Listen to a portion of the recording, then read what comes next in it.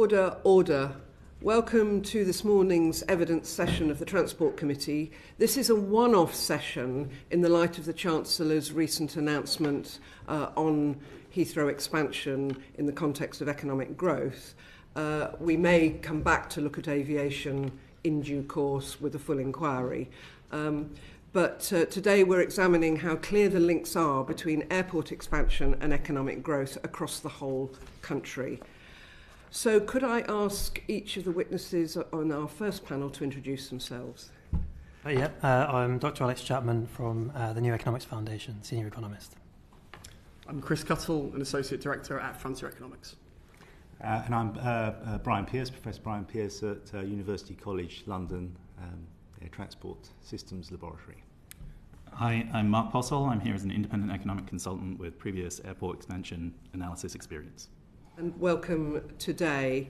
And could I also ask, because we're going to try and cover a lot of ground today, could you make your responses brief and refer to publicly published material as a way to save time, if that's possible? And I know each of you have published a fair bit of information over the years, so thank you. Could I start by asking Professor Brian Pearce, is the global aviation picture the same now as it was when the Airports Commission, which you were involved with, conducted its analysis of the different options for airport expansion in 2015? And if it's not the same, why not? No, it's not. When the Airports Commission were looking at the third runway recommendation a decade ago, the world was a much more tranquil place, and what came to be their sort of central scenario was essentially an extrapolation of those benign trends. Since then, we've had some major changes in the world. It's become much more fragmented, geopolitically, trade, a lot more protectionism.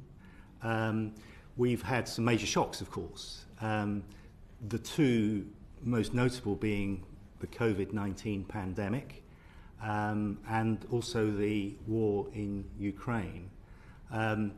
We've just about seen the global aviation industry recovering back to pre-COVID 2019 levels on many metrics.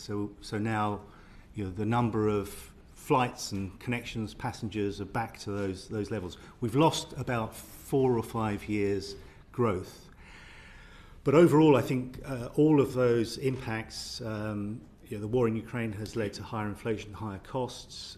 We've seen a downward revision in long-term growth projections. Basically, we're now looking at air transport growth on a slower trajectory than the one that we saw back a decade ago. Thank you. And has the UK's position in global aviation changed? I don't think so, no. The UK has always it's been a leader in many respects in terms of development of transport regulation, aerospace with Rolls-Royce and with leading airports and airlines. The London air travel market is the largest in the world, second, ahead of New York and Tokyo. Particularly so for passengers paying premium fares, which are the majority are likely to be business passengers. So London has twice as many premium fare paying passengers as New York or Tokyo. It's a very important part of the market, and I think an important part of the growth element in this. Heathrow has been losing ground over the years, particularly to the Gulf airlines and Dubai, but it's still the second busiest international airport, and on many metrics it's actually still the top airport for international connections, which again I think is an important part of the growth story for both business travel and for trade. Those haven't changed. But obviously Heathrow's been full for 2 decades. Thank you. Okay, Baggy. Okay, good morning. So the next few questions just on how aviation contributes to the UK economy. So really simply, how do airports generate economic growth? And if you could just each of you cover, directly and indirectly, what sectors are impacted? I guess I'll start with the non-controversial stuff. I think it's important to recognise airports have a vital role in modern transportation, and through that, in terms of the economy, just providing linkage, both for travel, business, meetings, like freight, and also providing access to holiday destinations, making places a nice place to live. And I think that's just recognisable. They're large businesses in and of themselves, locations for other businesses, such as retail, hospitality. You can look at employment and say, oh, look, there's an airport, there are jobs. Now, we all recognise that that's the case. There's benefits, but there's also costs. And I think it's just worth pointing out before going into sectors and such, that within the UK, we're not really discussing whether or not we're bringing connectivity for the first time. We're talking about already connected places. And the question's not about do airports cause, or are airports sources of growth? The question is the additional flights worth the additional costs? So. I think what I would add to that is if we're thinking about how air transport and airports in particular help economic growth, I think we need to distinguish between bringing spending to the economy, which sort of tourism might do, which I think is not really where I would place the emphasis. I think growth is really created by building assets and capabilities to enable non-inflationary growth. So what we're talking about with an expansion of capacity in London is to enable high-tech businesses essentially to trade and also for business travellers to gain business and also to get ideas and technology transfer that improve the productivity of those businesses using the airport. So I don't think it's anything to do with the sort of tourism spend or the employment at the airport. It's the asset that we're creating there to help British business. Yeah, I agree with a lot of that. So I think aviation generates value in lots of different ways, and it's because there's lots of different passengers flying around. So we'll have business, leisure, visiting friends and relatives. We'll have UK-based passengers flying abroad, foreign passengers coming to the UK. We have cargo as well. So there's lots of different types of activity happening. And the science in terms of how we value that activity has definitely been evolving over time. So I think as Brian mentioned, maybe if you look at some old airport economic impact studies, they often tend to just focus on how many workers are employed at the airport. So there are 50,000 workers at our airport, and that is our contribution to the economy. And to be honest, I never particularly liked sort of many of those studies, because to me it actually kind of ignores why are people actually travelling in the first place and what's the activity that's being enabled. So lots of the science now is focusing a lot more on productivity and well-being as well. So on the business travel side, we know that air travel is an essential input for many businesses. Face-to-face meetings continue to be important. I understand this meeting was meant to be face-to-face rather than virtual, so there's probably a nugget in there somewhere. And even with COVID, there were still more than nearly 30 million business passengers at UK airports last year. So UK businesses collectively spending tens of billions of pounds on business travel. So they must be doing that for a reason. And ultimately, they believe it's because business travel and face-to-face contact help to boost trade and investment.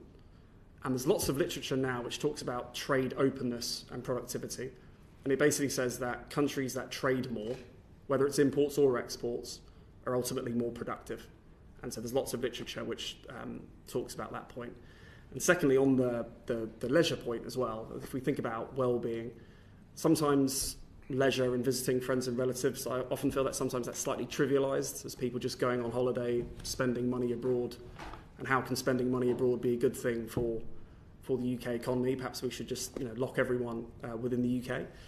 But there's really important well-being, mental health, life satisfaction benefits as well. And I think how many times have we heard people say, I desperately need a holiday, and they come back refreshed and recharged and productivity boosted. So it might sound a little bit woolly, but I think there is a productivity angle in there as well.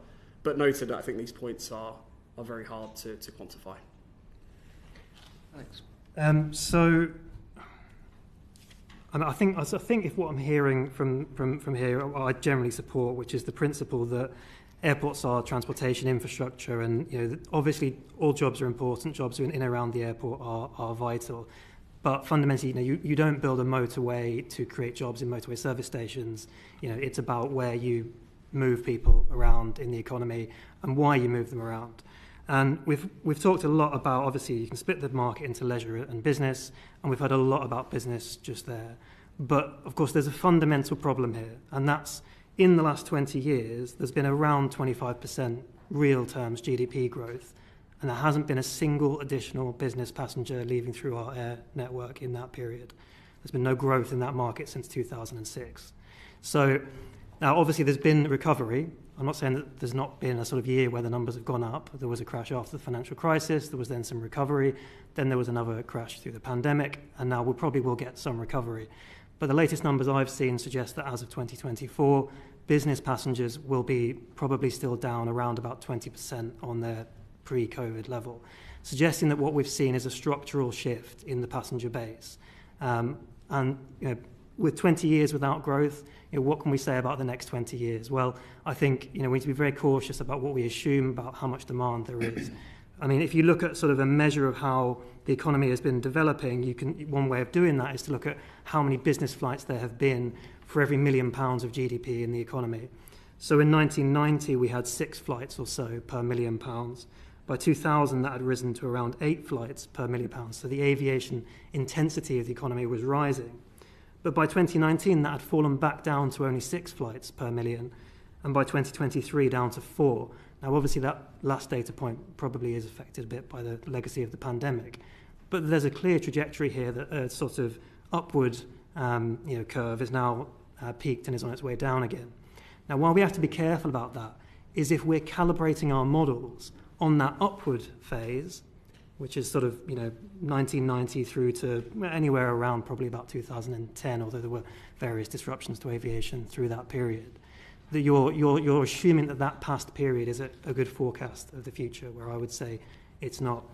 And we also talked a bit about leisure passengers. Yes, clearly there is a value to those passengers in general, to those individuals.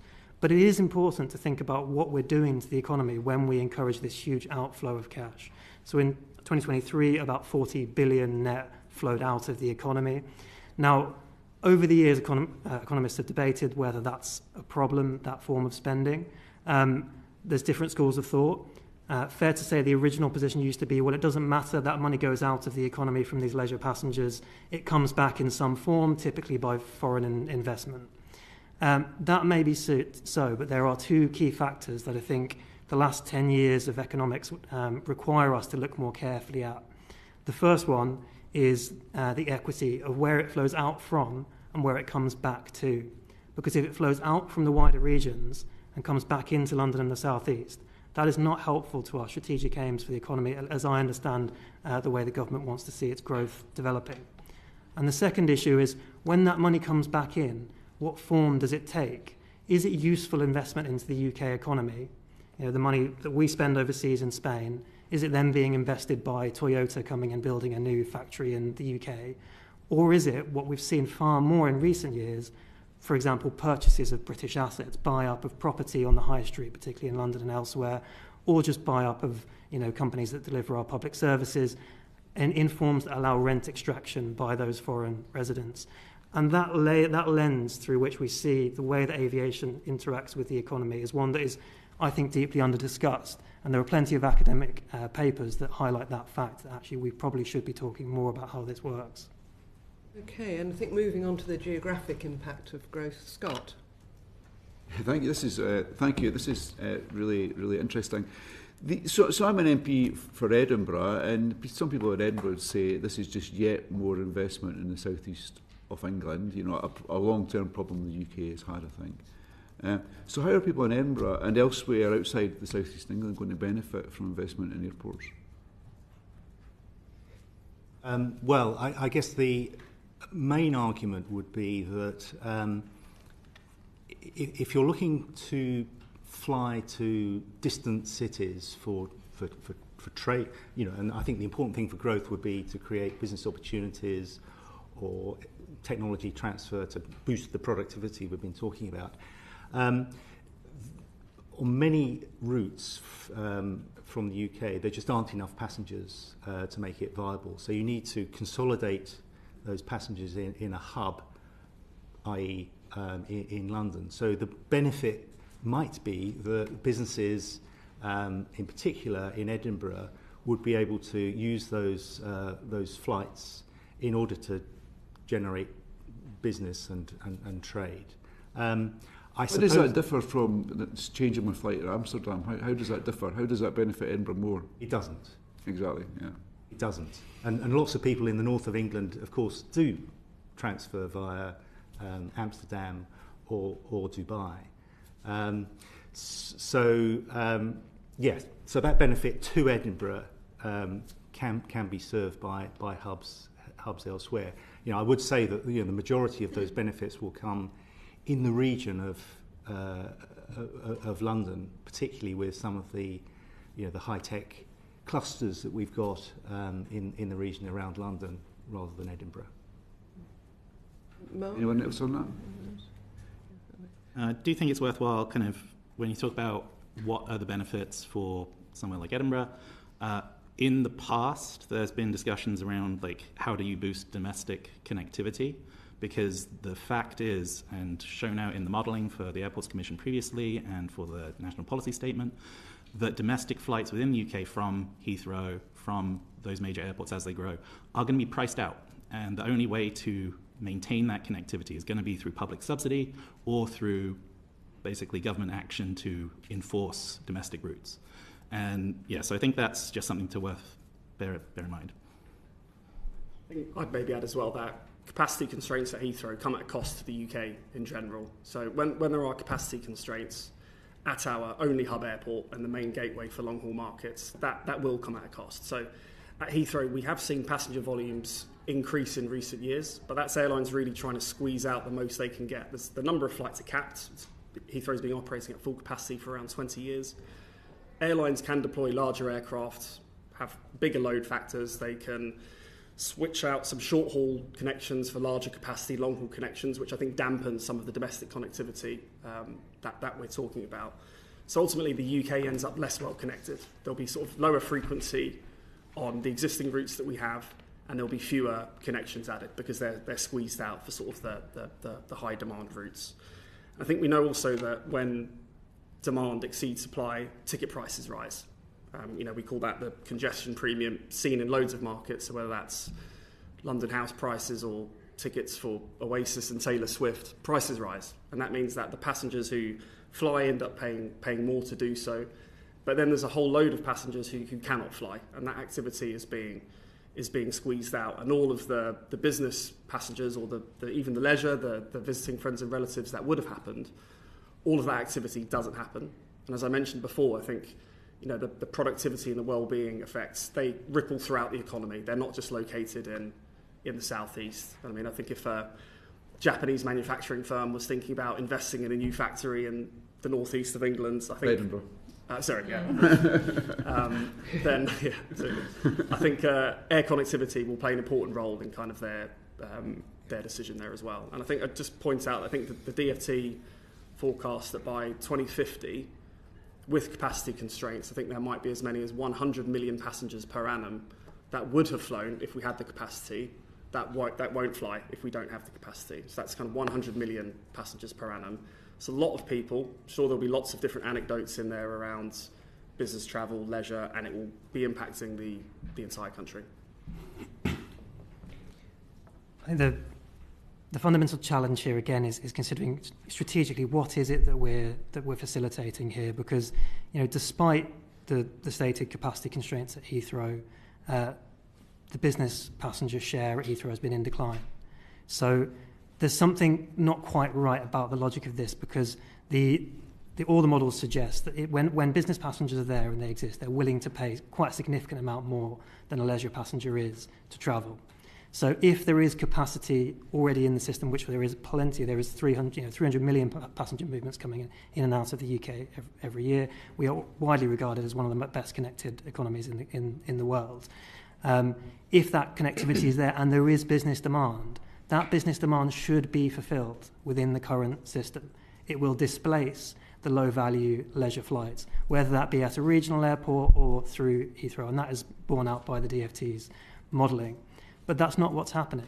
If anything, it's moving in the opposite direction. So if we look at the latest data from 2024, what we see getting added to the network is more leisure destinations, more resort destinations.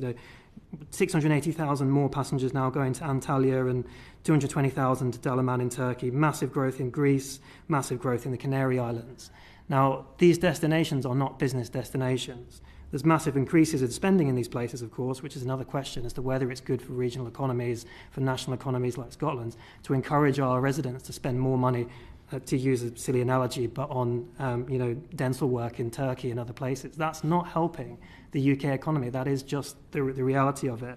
And what we're seeing, though, if you sort of scrutinise those destinations I've just described that are seeing so much growth, is that they are getting kind of longer haul. Right? We used to just go to southern Spain. Now we're going further for these sort of resort destinations to the Canaries. 4 or 5 hour flights we're talking about now. And I guess the question is, if you therefore are going to expand Heathrow and enable further long-haul destinations, which is principally what Heathrow does, are we just now encouraging those people to go to Bangkok, making it cheaper to go even further? Now, yes, there's probably a welfare benefit to those individuals involved. I'm not going to deny that's the case. But strategically, that's a huge cost to the climate and to wider society. And is that really worth it? Especially when we then consider that those leisure passengers are often frequent flyers who are taking advantage of this. I mean, it's only viable to go to Turkey to get your teeth done because the flights are so cheap. It's, you can get off-peak flights for 30 quid. So how is it beneficial for our UK regions to encourage that type of spending is the question we need to be asking. And if there is this untapped business demand, there are business people in Edinburgh needing connectivity, why are they not being fulfilled already within this massive connectivity, this network we already have? And are there policy interventions government could pursue to chase that green growth, which would be to say fulfill the business need, but without increasing the overall passenger load and damaging the climate in the process? Okay. Thank you. Interesting, but I have to change topics very, very slightly. And I think we've touched on this a little bit. So reading the notes that we've been provided for today, I think one of the things that cuts through is that it seems to be quite difficult to actually measure the economic impact of the aviation sector, and even more difficult to predict 60 years into the future, I think, what we're talking about here. So why is it so difficult, and how much uncertainty is there around those future predictions 60 years into the future? In terms of the impact on the UK economy? Yes, sorry, yes, thank you. The income. Yeah, sorry, I can have a go at that. Frankly, it's quite hard to measure some of these difficult to estimate impacts, right? So in terms of productivity and well-being. The Green Book and WebTag provide guidance on how to carry out cost-benefit analysis, but it's exactly that. It's guidance. It's high-level guidance. It doesn't provide a detailed step-by-step guide for how to carry out cost-benefit analysis for every single conceivable type of investment.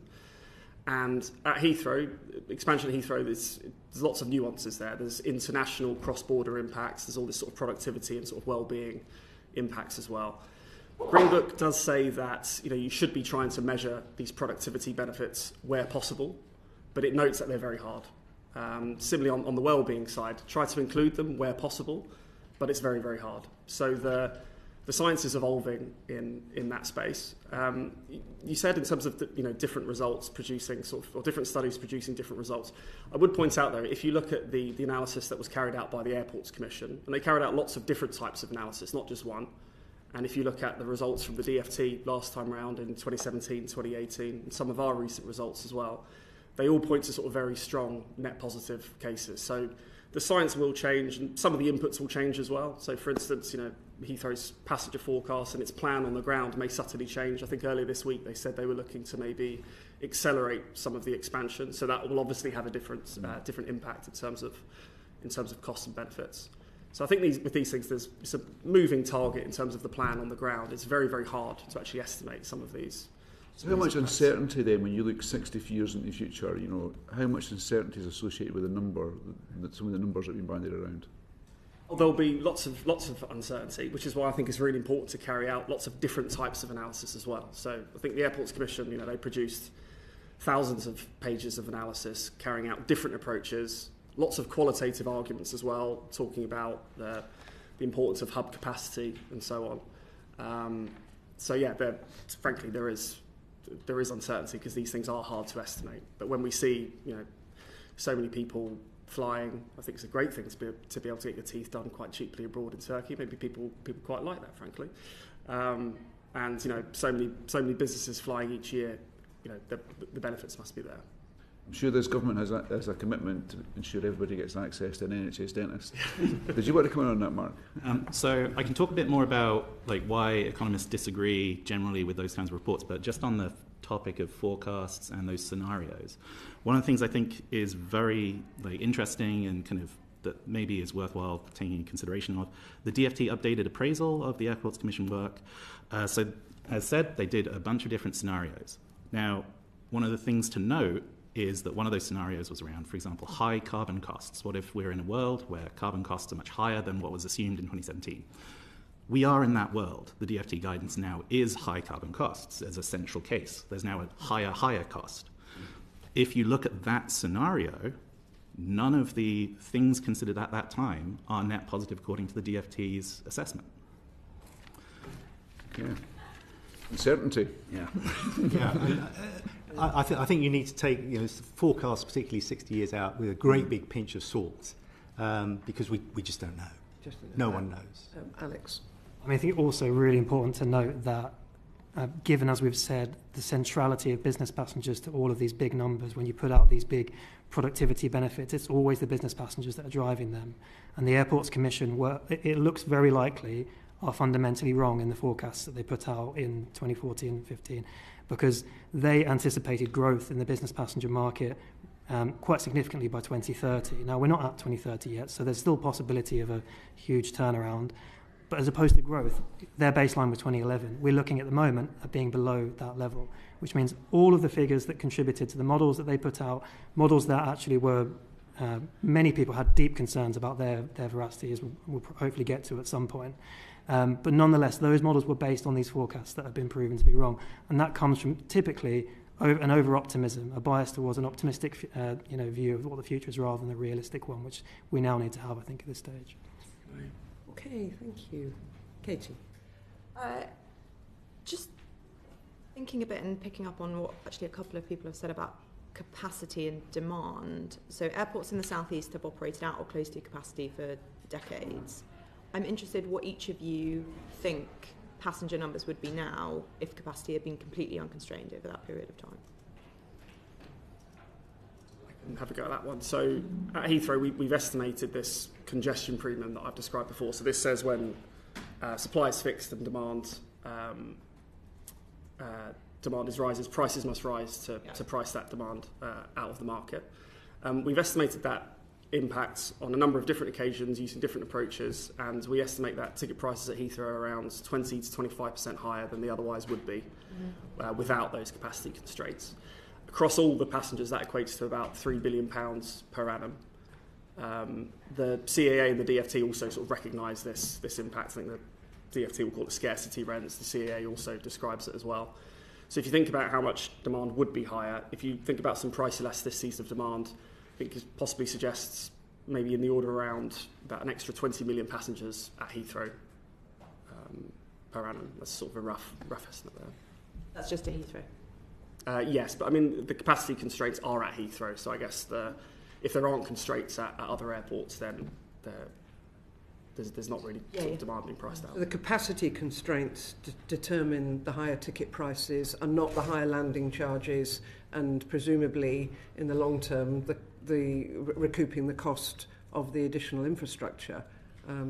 Yes, that's correct. So you'll find you put flights on the market, prices rise if there's lots of demand for them. So that's the dynamic there. I agree with what's said. I think I would also suggest if you're thinking about whether or not there is underlying demand for more capacity, particularly at Heathrow, look at the market for slots. Yeah. Because what we see is those are incredibly valuable. Airlines are willing to pay tens of millions of pounds for a slot pair. And presumably they're doing this because they can see that there is the demand there from high-value passengers, which I think are more going to be business passengers than people wanting to fly to Spain. Okay. I was just coming on that. Alex. So I think I have a slightly different philosophical view of the way that sort of this question should be addressed. So the residents of the UK, a householder in the UK, is presented with has, say, £1,000 in the bank, and they're presented a range of different things they could spend that money on, which give them different levels of value in return. And the idea that they there's a position promoted, I think, heavily by the industry that it's just an inevitability that these households want to go overseas. That is what they demand. The demand is there. But in reality, that's not how it works, right? So a household is making a decision between one good and another, and they make obviously a lot to do on the price. Now, we have been through a period of the last 20, 30 years where the pricing structures around aviation have massively incentivized households to spend their money there. That is, no VAT, no fuel duty, more or less unfettered expansion of airports. Obviously, there's been lots of different cases there, but broadly speaking, the previous governments have had very positive and airport-friendly policies, and has allowed the industry to continue not paying, for example, the fair costs of the environmental damage it does. It doesn't pay its costs. That's just a fairly well-known fact. So by cutting artificially the price of air travel against other competitor products, such as the UK's domestic tourism industry, which hasn't benefited from the same treatment over the years, you're pushing households to make that choice. It's not an inevitability. In fact, when you ask households, many of them, why did you fly abroad this year? They say it's cheaper. Would they have gone domestically? Yes, they would have done. But they're making that trade-off because they're incentivized to make that trade-off. So it's not kind of like what is the correct counterfactual? I would say the correct counterfactual is one where aviation pays its way, and we look at, once the ticket price is actually a fair ticket price, then how much demand is there for that product. And what do you think the answer is to that? I suspect that the demand would be considerably lower if it was paying its full carbon costs of the flights, which, well, interestingly on that point, there's been a lot of assumptions, particularly, for example, in the Airports Commission's work, that sort of aviation would at some point eventually pay its price, but right now that policy it doesn't exist, particularly on flights to non-EU destinations. There's no carbon taxation, there's no trading system, there's really basically no schemes in place to tax those flights fairly. So yes, there's high demand, but it's a sort of artificial creation of the way that government has set the incentives in the system. Okay. Are you okay, Katie? Yes, did you want to come back on that? Well, I was just going to come back. I certainly agree that travellers and shippers should pay the full cost of their activity, and that's not happening at the moment. Where I do disagree a little, though, is that if they did, I don't think it would stop the growth of air travel, because we've seen the big fall in the cost of air travel is primarily because of very efficient aircraft engines from Rolls-Royce and others, which has lowered the cost of air transport. Okay, on the growth of demand, specifically at Heathrow, where I think currently around 80% of travellers are leisure or friends of family and around 20% are business. Heathrow have confirmed today that they do want to go for a third runway, and also confirming that they're looking to increase passenger capacity on the existing configuration of runways and terminals, but within the cap. Who are the travellers who are projected to fill that increased capacity of of the expanded terminals and a third runway? Are they business or leisure? Are they interlining between UK and international, or international to international? What do we know about those projections of who those passengers are? And also, are they UK origin, flying out and back, or are they overseas, flying in and out again? I think it would probably be all of the above. So I spoke before about how capacity constraints lead to worse connectivity, so lower frequency on existing routes and fewer connections in total, and higher prices on routes. So what we'd see is airlines would be adding new flights on existing routes, and the fact that there's more seats on those routes means prices will fall. So that reduction in price will be stimulating new demand. It's difficult to say exactly who will be on those flights, but the evidence in terms of price elasticities of demand will suggest that when prices fall, demand will increase. There'll also be brand new connections as well. So this will be sort of tapping into new markets and stimulating new demand that can get to these places with a direct connection. Even though the number of destinations from Heathrow have fallen consistently over recent decades. I mean, I see that as a bad thing. I see that because airlines that's the market. Exactly. Has with a lot of routes are no longer that used to be. Exactly, and I think that comes down to the decision of the airline to say, well, we've got maybe 6 flights a day to this domestic connection where we've got 120 passengers on the flight. Could we get rid of that flight and add on, a larger aircraft to New York, for instance, because we think we'll get more passengers? So I think if the capacity constraints were eased, we'd probably see an increase in those domestic connections, which were then squeezed out. Also, brand new domestic connections sort of added for the first time. So I think it's a combination of new connections, both sort of domestic and abroad, and greater frequency on existing routes, and that will lead to lower prices and drive demand. Alex? One way to look at it is to look at the last 10, 15 years as to what has happened. So, passenger numbers in the London airport system have grown by several million, and over that period, there hasn't been a single additional business passenger. Across the UK, the proportion of people who don't fly every year has remained roughly stable at around 50%, meaning that around about 2/3 of your new capacity is taken by people who already flying even more frequently. And then around about 1/4 of your new capacity is the incoming passengers from foreign nations, indicating obviously that, again, around sort of 75% of the newly added passengers are UK residents flying out, not foreign residents coming in. Right. What we haven't mentioned, and business travel I think is really important in terms of how an airport can stimulate economic growth, but the other important role is air cargo and trade. And Heathrow is the UK's largest port. Enormous amount of trade goes through in the belly by value, which is that's the important thing, and airlines are carrying those goods that are high value, low weight, so they're supporting the high tech industries, the car industry, pharmaceuticals. That I think is where a considerable amount of the growth impact of expanding airport capacity could come from. I'll just come back on that. But correct me if I'm wrong, there hasn't been any growth in air freight by weight, if any notable level, in the last 2 decades. Is that right? Because things are getting lighter. Okay. Microchips and stuff, yeah. I mean, that indicates that probably new today. Capacity maybe isn't needed. But I mean, broadly speaking, if there was huge freight demand, why are we adding, thousands of flights to Greece and the Canary Islands? We don't send any freight to those destinations. So if there was enough business demand of freight, then the demand for passengers and for freight. The key point is, I think the business passengers tend to line up better with the freight destinations, so that the leisure destinations are less so. If there was more freight demand out there and there was more business demand out there, it would be pushing out those really low value leisure flights. It would be dominating, but it isn't, because it should be willing to pay more than the market. Can I sort of come in on that point? Heathrow is constrained. You cannot add more flights at Heathrow unless you take another flight away. If we're talking about connecting the UK to emerging markets, because of the hub and spoke model, Heathrow is the main gateway for long-haul connectivity. So those new long-haul connections will be added at Heathrow, but there are constraints.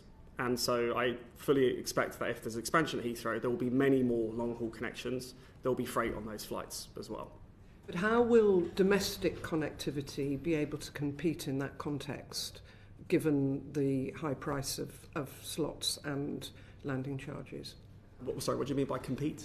Well, I mean, Scott rightly was concerned about how expansion at Heathrow, but you're saying that much of the additional demand will be filled by long-haul flights, not by domestic connectivity.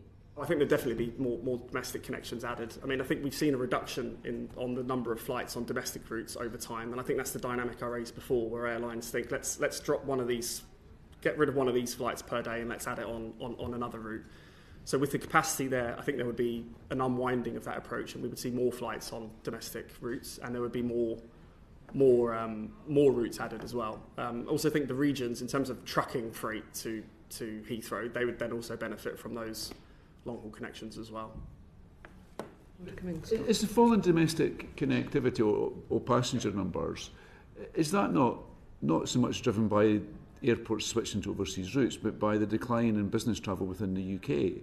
Because fewer people, I mean, I live in Edinburgh, I mean, pre-COVID, lots of people would come to Edinburgh for London, they'd go to Edinburgh as well, for a 2-hour meeting and then nip back again. And I see that on the train. I use the train every week, and it's dominated by leisure travels now. Even I don't travel first class, but even in first class, I can see it's leisure travel rather than business. So is that change not what's driving the change in the domestic market, rather than airports switching to overseas routes? I'd say there's probably a combination of different factors. So I think in terms of, during the pandemic, I think it's undeniable that many businesses took to Zoom and Teams and found that actually for certain types of meetings, it's really not bad. So you can imagine a scenario where you've got, say, intra-company meetings where you have 4 meetings a year, we all meet in the head office. You can imagine a scenario now where you think, actually, how about we just do 1 meeting a year face-to-face? Let's throw a big social event at the same time, and we'll do the other ones on Teams. So I think in that respect, I think sort of the online meetings is a real complement to aviation. But I think for some of those really important entrepreneurial meetings like pitches and conferences, and where face-to-face meetings are really important, they continue to be as important as ever. In terms of why there might be a reduction, I think the higher ticket prices at Heathrow could also be in part explaining that as well. So lots of different factors at play there, I think. Okay, thanks. I think, Brian, initially, in terms of the timing of the announcements, 2 weeks ago, up until 2 weeks ago when the Chancellor announced that the government was going to support Heathrow as part of a wider package of growth proposals. And therefore, it was only today that we had the confirmation from Heathrow that they did want to go for a runway 3 and expanded capacity on the current terminals. So, assuming the government started this process, do you feel that the government's done the necessary groundwork to support this policy, given the time elapsed and significant changes since the department's last appraisal? I certainly wouldn't want the enormous work that the Airports Commission did having to be repeated. I think there would be value in examining some of the key issues. We've talked about the importance of the hub status, because we are seeing new aircraft coming along. So some of the narrow-bodied aircraft which do extra long range, they can provide long-haul distances between cities where before it wasn't viable. So I think it would be worth having a look at some of those issues. Of course, we haven't discussed the cost. I mean, one of the issues with the Airports Commission review was that it was the third runway was a very expensive option, which meant that although there were big benefits, the net gain was not very large. Alex. I think an awful lot has changed. The Airports Commission did do a kind of options assessment, I think, in the sort of interim phase, although I'm looking over here because you're more expert on what went on there. I believe that options assessment in terms of different ways of fulfilling the kind of UK's transport connectivity needs identified some things like Brexit, like EU legislation as obstacles to some of the options they could have explored. That has now been removed. I think the change in trends in business passengers has to be explored. And this government, I think, I might be putting words in their mouth, but I think what they want is green growth. So there's an exercise here to ask, can we secure these growth benefits, but without the environmental cost? Are there other options available to optimise what we can do with the system? And I do think that we probably should be looking at this question about the hub and spoke approach as well, because the world again is moving on. Schiphol is the classic example of another hub airport that we are in competition with, and yet over there they are also having this debate, and the airport itself has produced reports saying actually we're not sure that our own growth is in the societal interest. So when major competitors are asking those types of questions, the world has changed, and I think the government needs to have a careful look at what its strategic aims for aviation are, and alongside other issues like, for example, the fact that the Channel Tunnel is 50% below capacity.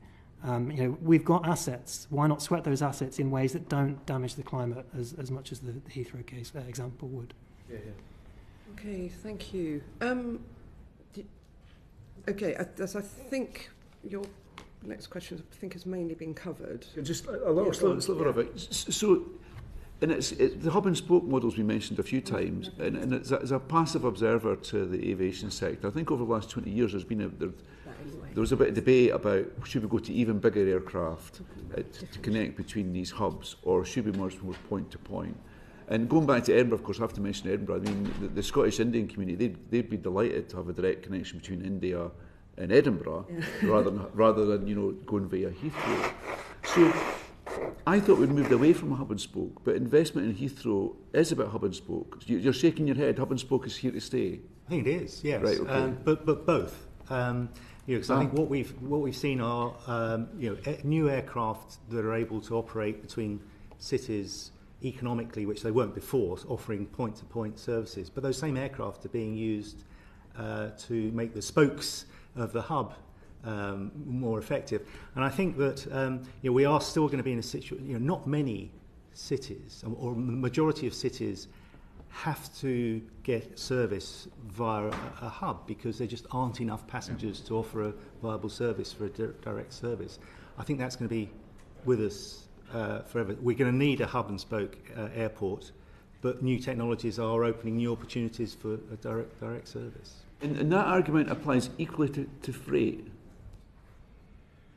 Freight doesn't care whether there's a direct service or not. Yeah. If a box can go anywhere, it's just the economics, the cheapness of it.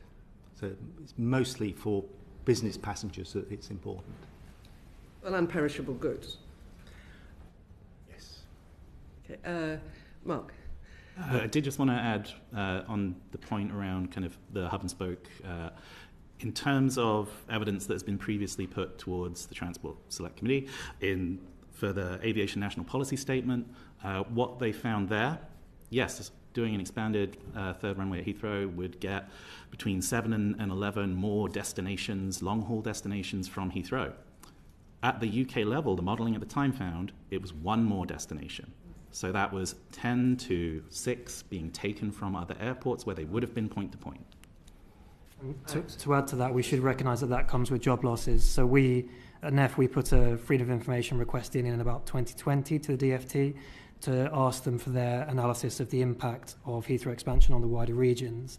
And what that showed is that although we keep hearing this 100,000 jobs figure, which has an awful lot of problems with it, one of the problems with that figure is that's not the sort of aggregate UK level change, that's jobs in the southeast. And there was a potential up to 27,000 job losses around the wider regions that would be lost particularly in those wider regional airports because they could serve those routes and they would move to Heathrow if they didn't. So I personally think we do need a more transparent conversation at exactly how these different approaches to the system affect economic factors like those jobs. Lawrence, you wanted to come in? Very quickly, just in response to that last bit, that 27,000 estimate, was that a net loss figure? So that was the number of jobs that would be displaced, the upper bound, because the 100,000 figure is the upper bound, the 27,000 figure was the upper bound of the number of jobs that would be displaced from the UK's wider regions to the London and the South East under the third runway scenario. Okay, so that's not taking account of jobs that might be created, that's the gross rather than net figure, just to understand. Do you mean in the wider regions? Yes. Or so that's the direct job loss. So that is that's a net figure for those regions, but not counting sort of wider economic impacts. That's within the sort of direct and indirect jobs. Those are figures that people can find on NEF's. That's in our report, baggage claim. Yeah. Okay, Can I come in on this sort of regional point as well? I think it's great that some regional airports could have long-haul connections. What we'll typically see is there are limits to how far regional airports can go in terms of their connectivity. So they can have, obviously, the much smaller airports can have lots of connections to big cities in Europe, sun and sand destinations. Maybe the odd long-haul connection to New York. I think you've got a good example in Edinburgh. But the hub will always be key for those more secondary cities in China and India. I don't think we're going to see any long-haul connections from regional airports to secondary cities in China anytime soon. That will always come through the hub. And I think you gave some figures about the net change in connections and how they may be taking some connections away. If expansion will lead to more flights to secondary cities in India and China and other places in the emerging market, they don't exist already. So it's not as if we're going to be taking some of those Chinese flights away from regional airports. They don't exist at the moment. They will be at Heathrow, they'll be at the hub. Okay. Catherine. I wanted to ask about regional airports as well, and we do have East Midlands very close to Derby. What role do regional airports play in their local economies? I suppose similar to what I described before in general terms. So they obviously will facilitate lots of different activity, so business, leisure, visiting friends and relatives, inbound, outbound, and so on. I think for the long-haul connectivity to some of these emerging markets, I think realistically that will still probably have to come through a hub, whether that's Heathrow or another hub airport as well. But yeah, I think these airports still provide those productivity and well-being benefits as well for those regions. Anyone else want to talk about the regional benefits? I've got nothing to add really. I agree. I'd just say in terms of kind of one of the things I was kind of pleased to hear Chris being a bit critical of these kinds of assessments where people say, oh, this is how many jobs an airport has brought. I think we've got to be really careful when we look at, for example, an economic impact report from East Midlands Airport and then dividing up by the number of passengers or flights and just saying, oh, if we added 10,000 flights or however many, that we get that many extra benefits, because that's not how it works. Alex? Just to add to that, we do need to have a candid conversation about exactly what these airports are doing, because if we're talking about wider regional airports that are 80% outbound passengers and 20% incoming, and 90% of those passengers are leisure, we need to have a conversation about whether it's useful for the UK to be encouraging, as I say, because it's not just about these people have to go, it's about the incentives we put in front of them, whether it's useful to the UK to be encouraging such large volumes of leisure passengers to fly out of a region. That conversation doesn't. Midlands is a lot of freight, so it's slightly different. It is mainly freight, yeah. So just homing back in on the potential of economic growth then. So regional airports outside of the southeast, what opportunities are there for economic growth delivered at a regional level, but for nationwide benefit? Well, I think we ought to. I agree with Mark that you shouldn't really focus on the sort of the jobs that the airport might create in its supply chain, but the use of that airport. So in the East Midlands, it's a major cargo centre. That is of great value to businesses and the UK, and expanding that exposure to trade expands the market for local businesses as well as others that might connect through that centre. So I just say that obviously I'd be in favour of those kinds of regional airport expansions where they're justified. But the problem that we've kind of seen is that there aren't very many well-justified cases for expansion. They're all basically the same points about business growth due to business passengers. And as we've discussed, there's been no business growth. There's been no business passenger growth. And so they're all very kind of shaky in terms of what they're promoting. And I think that's just something that, at this point in the kind of the debate over the last 5 years should be recognised. Did you want to answer a question now? Yeah, so Heathrow as a problem, I don't know, the third runway feels a little bit like a solution looking for a problem in that regard. Do you think the government's been honest in terms of actually looking at the comparable benefits of, say, third runway at Heathrow versus, serious regional airport expansion, or even something specific, like if we're talking about trying to stimulate the right sorts of travel, business, trade-related, airports like Milan, Linate exist in areas where economic growth was, viable and much, much more possible. Do you think proper scenario analysis has really been done outside of the Heathrow argument?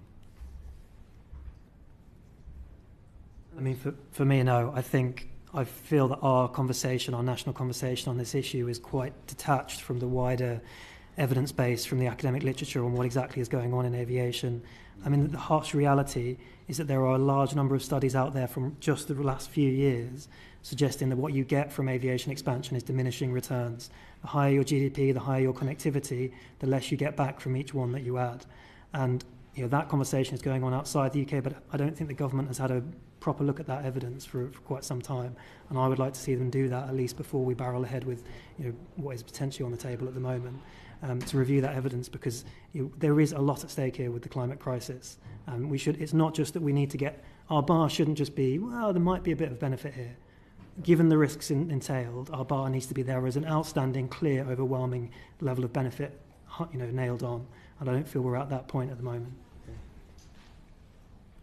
Just briefly, I think we need to provide new airport capacity where it's needed. I think there's Heathrow's been full, will soon be full, but Heathrow's been full for 20 years. There's a clear case there. I'm not sure that's the case at many of the UK's regional airports. So I'd only provide it if there's a real demand. I'd say though that the real issue that has been discussed already is the climate impact of this, and I'm just not in favour of addressing that climate impact by constraining activity and not expanding a productive asset. We should do more to address climate impacts, but I don't think constraining airport capacity is one of those. I'll just come at you on that. I think there's two very interesting arguments, quite separate perhaps, and I have some sympathy with the constraint as a way of reducing carbon emissions argument. But just back to the furrow, if you like, of alternative or maybe quite radical or creative regional expansion. I don't mean current airports, of course. If you look at where the capacity is in shortest supply, you're going to end up looking at London and the southeast. But is that really where the opportunity for connectivity-enabled economic growth exists? I think on that point, we have constraints at Heathrow. So that is the market telling us we want more capacity at Heathrow. Airlines buying slots of each other for millions of pounds. If you think about other regional airports, I think I agree with Brian. Generally, there aren't really constraints. I mean, we can build another runway in regional airports, but I don't think they've necessarily got a capacity problem. It's the demand. So I think we should generally only really be expanding something if you've got clear evidence of constraints, knowing that when you then can ease that constraint, you'll expect to see an increase in activity. I think that makes a number of fundamental assumptions about where economic growth can and can't happen, but I'll leave it there. Thank you. Sorry. Alex? I mean, for me, it's at capacity, therefore it must be expanded, is not an industrial strategy from a government. Actually, there's a lot more to look into than just that basic fact. I mean, take another transport example. If a motorway or a road is getting very busy, yes, you can make the road bigger, but you can also build a railway. There are other options. And just to say, to go back to my original point, yes, it may be receiving a lot of demand, but that demand is a complex mix of signals from the market related to carbon taxation, other forms of taxation, other forms of demand, not just an inevitability that it will always remain that way, and it should remain that way. Yeah. Okay, I think we do need to move on. Lawrence, you've got some questions on overall growth. Yes, thank you. I wanted to ask some questions about the Frontier Economics report specifically, so starting with Mr. Cuttle. At the end of last month, the Chancellor quoted your analysis and your finding that there could be, I think, 184 billion in GDP benefits over a 60-year period using a CGE model, which I'm just looking to understand a bit better. In, I suppose, layman's terms, could you explain what sets your approach apart from previous analysis and perhaps more traditional input-output modelling? I think, first of all, like the Airports Commission, we actually carried out two main pieces of analysis. So we carried out the CG model, which I can talk about in a second, but we also carried out this bottom-up cost-benefit analysis as well. So this was the Airports Commission's main approach. So the bottom-up approach is basically where you list what are the main impacts of expansion, and you try to then estimate them separately. So you have construction costs, environmental costs, and so on, add them to the cost side, then think about the benefits, add them to the benefit side, add them all up and see what the net benefit is. That was the Airports Commission's main approach that it took, and we've also looked at that approach as well. On the CG model, so the CG model is a computable general equilibrium model, sort of a long set of syllables there. They're quite complex mathematical models of an economy. So they're a real work of art, to be honest, where it models all these different sectors buying and selling goods with each other. And it can model how an expansion in one sector, so in this case in the transport sector, leads to changes in buying and selling of goods with other sectors as well. When the Airports Commission first looked at this, it noted that it was novel and innovative. It wasn't the main approach that it looked at. I think since the science around CG models have been improving. I'd point out that the UK government itself has started to look at CG models as well. They're also used in the US, World Bank, European Commission as well. And I think when we've got such a politically sensitive, complex issue, I think it only makes sense to look at different approaches. And I point out that our two models, they basically point to broadly the same answer, that there's a really strong net positive case for expansion. So I take some comfort that both separate approaches point to that answer. Looking back at the work that was undertaken for the Airports Commission, and other witnesses might want to come on to this in a moment, and PricewaterhouseCoopers did undertake their own CG model, and if memory serves, the technical advisory group, which I think Professor Pearce was part of, said that it was the right general approach, but it was probably premature in terms of the quality of the data and assumptions behind it. I'm probably not doing the advice justice, but perhaps words to that effect. I mean, what account have you taken of that criticism? And you said that the modelling has advanced in the last 10 years. Again, for a non-technical audience, what does that mean? Sure. So these models have been around for about 30 years, and they're becoming more and more sophisticated, more and more detailed. They're becoming larger as well, because they're models of the entire economy as well. I think where CG models add a lot of value is that they can shed insights in sort of two main points. One is this thing around crowding in and crowding out, and the other one is sort of regional impacts as well. So on crowding in and crowding out, we know that expansion at Heathrow will lead to kind of investment at Heathrow, but it will also then be supplemented with other private investment as well. So other private companies saying, well, we'll also invest as well then. We might build a hotel around the new airport and so on. So that would be an example of crowding in, where investment leads to further investment. And then there's examples of crowding out. So this will be where Heathrow expansion would be such a huge project that it will essentially be soaking up labour and finance from other sectors, and that will lead to higher prices in other sectors and lead to contractions in other sectors as well. So that's an example of crowding out. I think CG models do a really, really good job at trying to show those second and third order effects of these interventions. And then they've also got that regional angle as well. So they model different regions of the UK. It recognises there's different populations. It recognises that they've got different resources, and then so how a change at Heathrow can then, through the input-output tables, can sort of lead to impacts in other regions as well. But these models, they're improving. UK government's now using them. European Commission, World Bank are using them as well, and they'll continue to improve. Thank you. Would anyone else on the panel like to come in on the merits of general approach or the frontier analysis specifically? So I can't really comment on the frontier analysis. I've only seen the executive summary of the report. But as you said, I was involved in reviewing the PwC work, which did this equilibrium modelling to try and generate a GDP impact of a third runway. And at the time, my colleague Peter Mackey and I agreed with what has just been said by Chris. That approach is very useful to see whether an investment is just, rather than making a net benefit to an economy, is just pulling resources away from another sector or another region. That's very good value. They're widely used for things like looking at tax and VAT changes. I think they're certainly when we looked at it a decade ago, they were much less advanced in looking at seeing whether something like an airport would, in a particular sector, would create a productivity gain that would ripple throughout the economy. And in fact, the results that PwC got were essentially sort of bolted on to the CGE model. rather than the product of the model itself. So we were we were very cautious about interpreting results. Mark? I'd echo you from 1 decade ago, which was that one of your criticisms was about transparency of these types of models, where we've only seen an executive summary.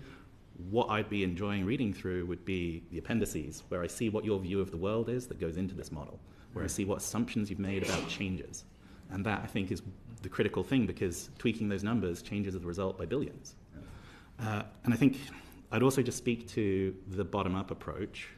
So again, this is an issue around kind of what we can see. You may have calculated a bunch of different things. You've only told us 3 of them. You said private sector, environment, HMT. Well, HMT gain, that's someone's paying that tax. So where's that coming from? It's coming from someone's pockets. So that's, that example, Yeah, so that's a negative, so it's a 0. Passengers are paying government, it's extra revenue for so is that 14 billion, is that all from foreign passengers, or is that? That was from APD, so a mix of UK and foreign. So some of that comes from British pockets? Yeah, because they're flying. Yeah, sorry. Time is time.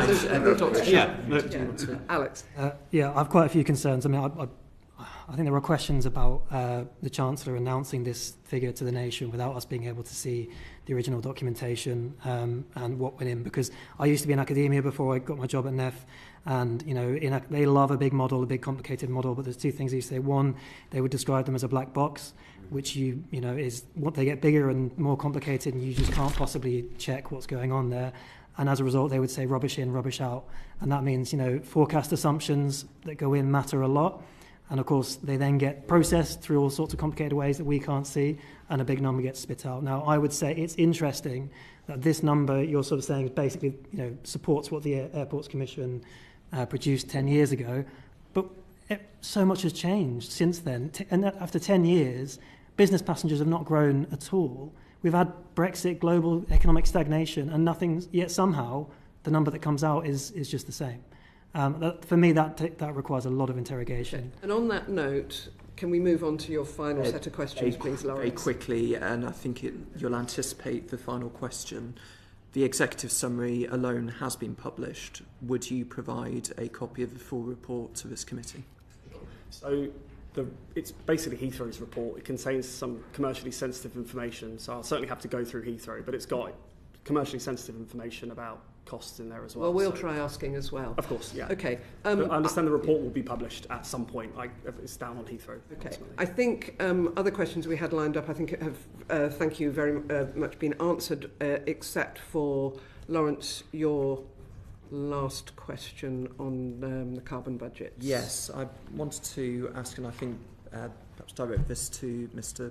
Postle, how should the government seek to balance its economic growth objectives with its net zero targets? Well, I think that's a bit of a policy question for the government, how they should do it. I think how I would do it is cost effectively. The issue with, the framework of carbon trading, carbon markets, is that under a perfect carbon trading system, the savings, the reductions will flow to where it is cheapest to do until eventually there's a satiation and we reach the budget, we reach the amount of allowances in the system. The issue then becomes that we're not in a perfect carbon market.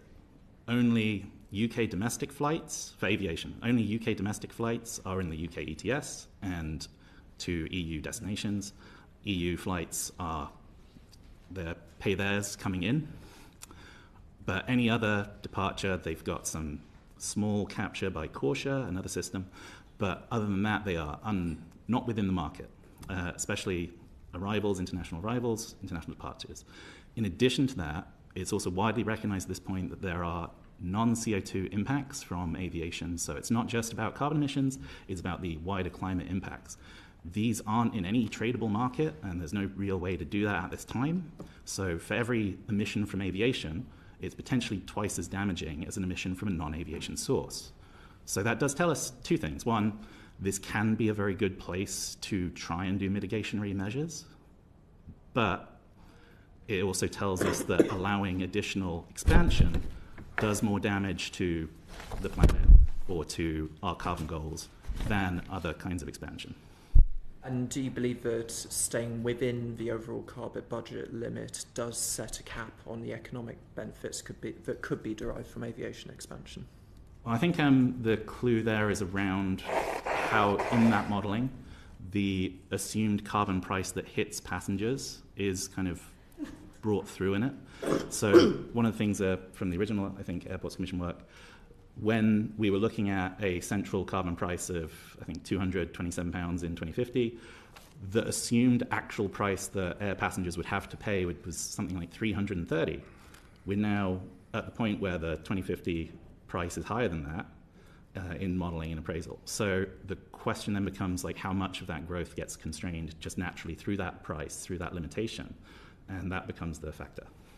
I do have one final question to the whole panel, which was if Heathrow expansion goes ahead, what carbon trade-offs may need to be made in other sectors? But I appreciate it's a broad topic, and I could see that, Brian, I think you'd indicated Yes. as well. Because I think we don't really need to worry about domestic aviation emissions because there's a cap in the UK ETS. We do need to worry about the international emissions, and actually, most of the aviation emissions are long haul, and so that would be a problem. The policy mechanisms at the moment, the Corsia cap and offset scheme, is ineffective. So the government really needs to look very closely on how it would be effectively mitigate and address those long-haul emissions. It could be through the fuel side, through tightening up the support for sustainable fuels, but at the moment that is an inconsistency. And does anyone wish to come in on trade-offs in other parts of the economy? So I think one thing that's worth noting, so the original sort of updated appraisal report looking at airport capacity in the South East and the Airports Commission, they had this really important assumption that we need to bear in mind, that carbon would be capped or traded across all emissions. And they used that assumption to then remove the carbon cost from the cost-benefit analysis. So when we saw the kind of what was actually a fairly poor cost-benefit conclusion in the updated appraisal report that was put to Parliament in 2018, that had already had all aircraft flight emissions, high-altitude emissions, excluded because of the assumption that this scheme would exist. That scheme doesn't exist, as we've just heard. Corsia is ineffective. So the assumption there is not robust. And as linked to that, the DFT's web tag appraisal has changed dramatically in the intervening years, particularly in 2023. So the way that you would now cost that would be completely different. You would have to cost the flight emissions, inbound and outbound, interestingly, and of course you can apply a multiplier for the non-carbon emissions. If you were to go back and rerun the 2018 appraisal with that new guidance and the new higher carbon values we've just heard about, these schemes are deeply negative from a societal well-being point of view. And those the same exclusions, which essentially allow you to pretend that those costs don't exist in the modelling, are also present in the frontier economics cost-benefit analysis. We're sort of pretending those don't exist because they've been dealt with by a policy that doesn't exist. So on that point, I completely agree with the need to look into Corsia. It doesn't, at the moment, give confidence it's going to place a cap on emissions from long-haul flights. There needs to be that policy in place so that, like domestic flights and intra-EEA flights, we do have a cap. And what we'll see is that the total cap on emissions will be declining over time. Aviation may have an increasing share of that declining cap, but we'll know that we'll get to net zero. But for long haul, we don't have that confidence yet because of Corsia. So I think that needs to be looked into. So I just realised we didn't answer your question as well about other sectors. Just very briefly, it's really, really important because clearly in a carbon traded scenario, particularly with the ETS, but potentially a future traded scenario with other emissions or in just a general national cap, other sectors lose out if aviation spends the carbon budget. The traded prices get higher, so we're talking about steel, manufacturing, chemicals production particularly, that are purchasing these allowances to trade. They get a lot more expensive if the aviation industry is over-consuming or is seeing significant growth. So that's one competition effect which I don't think is in any of the economic models that we've seen and discussed today. And secondly, of course, there's the further issue around the proposed solution, sustainable aviation fuel, which will also increase the costs of land and energy, potentially in the UK, if we're going to do it responsibly. And that will drive up costs for other sectors that require those same goods. And again, the models are not doing a good job of capturing the macro effects of that level of competition for a scarce resource. Okay, thank you very much. We've slightly overrun. I'd like to thank the panel very much for your answering our questions today and your answers. If there's anything you feel you didn't answer properly or any additional material you'd like to make us aware of, please do. This session was recorded on BBC iPlayer, so it's available on Catch Up and also on on Parliament TV channel.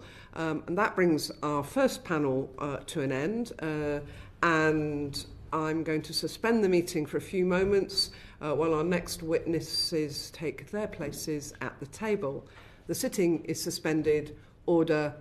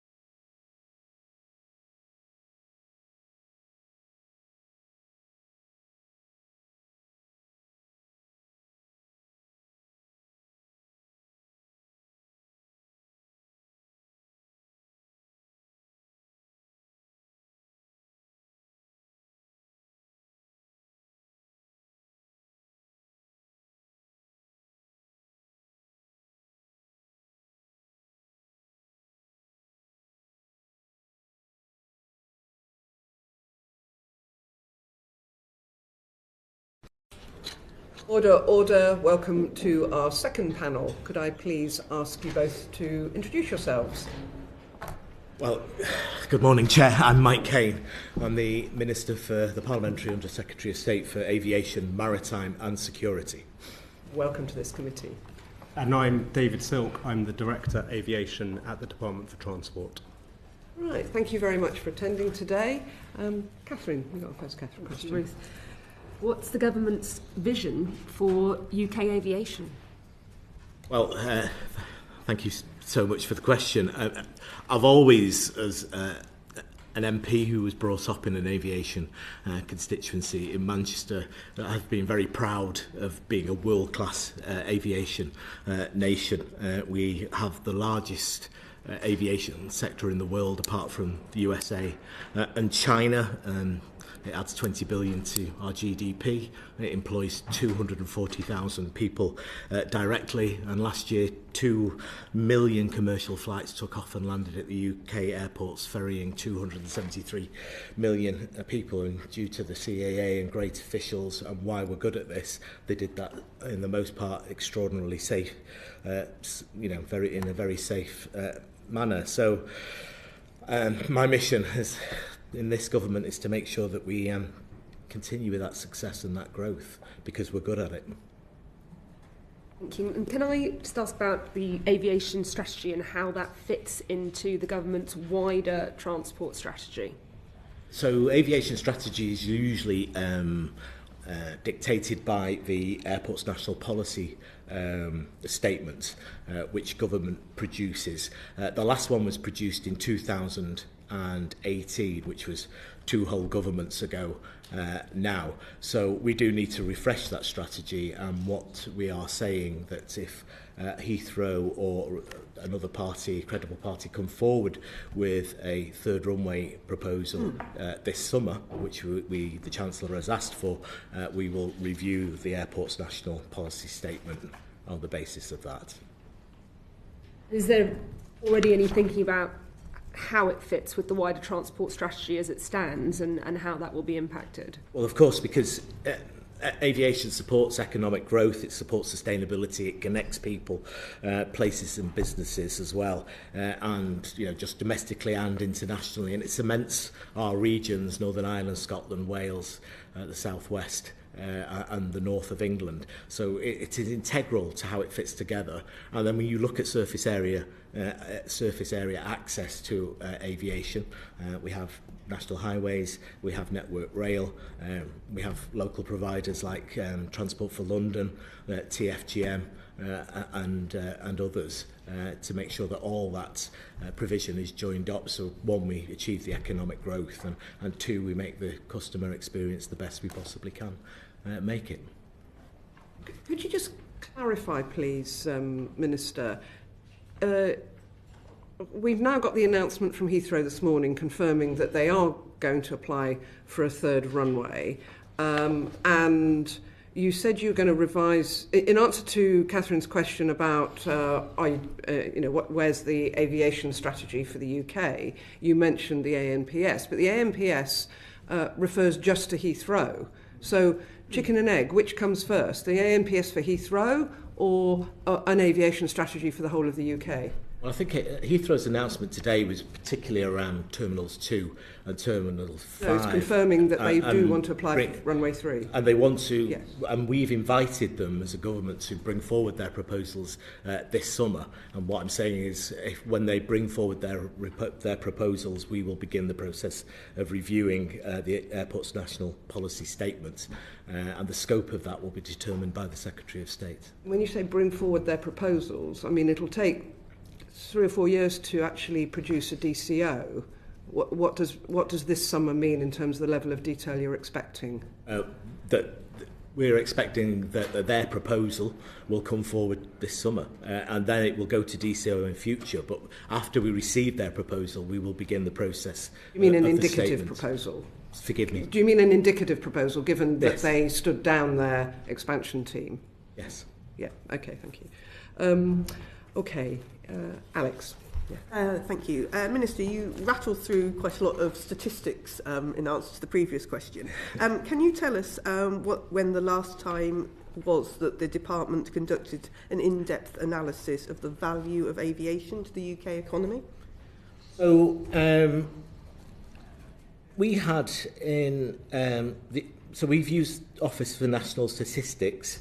And what we know from that is that in 2023, air transport and aerospace contributed the 20 billion to the economy that I mentioned at the start of my comments. And in 2022, we estimated that was, we know that was 240,000 jobs in the system.